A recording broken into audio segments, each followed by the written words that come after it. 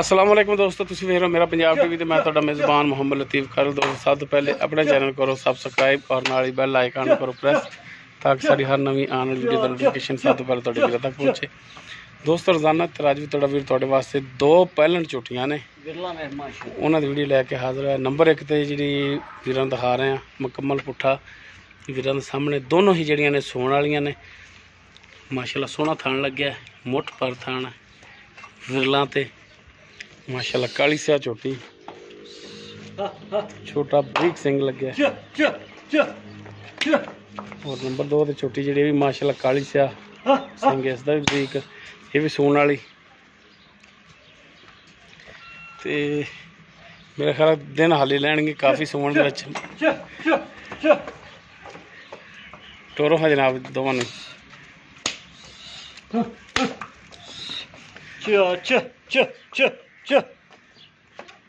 हाँ जी माशाअल्लाह दोवां टोर है, इन मगर टोर। नंबर एक तो झोटी जी वीरां दे सामने।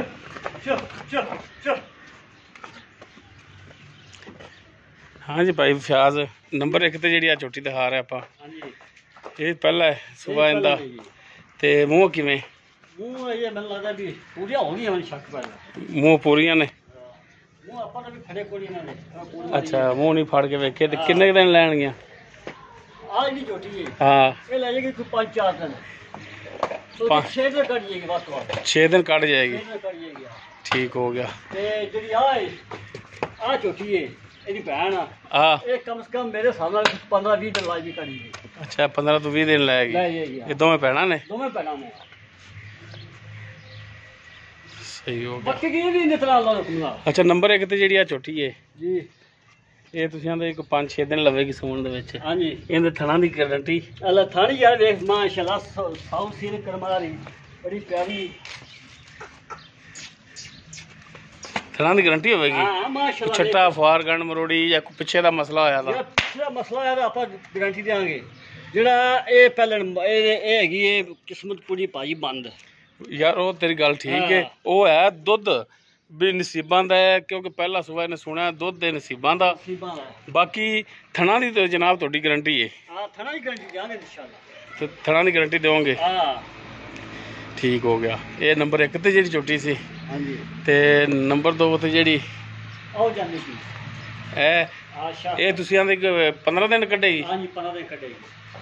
इहदे भी थणा दी पिछे दी गारंटी तुहाडी? मैं ना भी दो दी गारंटी अपनी होगी, थणा दी पिछे दी हर गल दी इंशाल्लाह। और दस दियां। ठीक हो गया। तो की इन्हां दा हुण डिमांड करदे जे? इहदा जी पक्का मुल्ल करना आप 6.5 लाख रुपए। 6.5 लाख जोड़े दा? जोड़े दा 6.5 लाख रुपए। नहीं कोई मेहरबानी कर, क्योंकि ए वेख ना ए मझ खड़ी हुण पूरी तेरी कद वाली है। हां जी इन्हां दा कद थोड़ा जिहा हौला है, भी दरम्याना कद आ जांदा है। ते कोई रेट वालों मेहरबानी कर, दोवें दरम्याने कद च आ जांदियां ने यार। कटिया कोई शक दा कोई झोटियां विच नहीं, झोटियां सोहणियां ने तेरियां। ते बहरहाल कोई मेहरबानी शफकत करना। मेहरबानी है भी चलो आप यार 10 घट दे देंगे, 40 दी दे देंगे।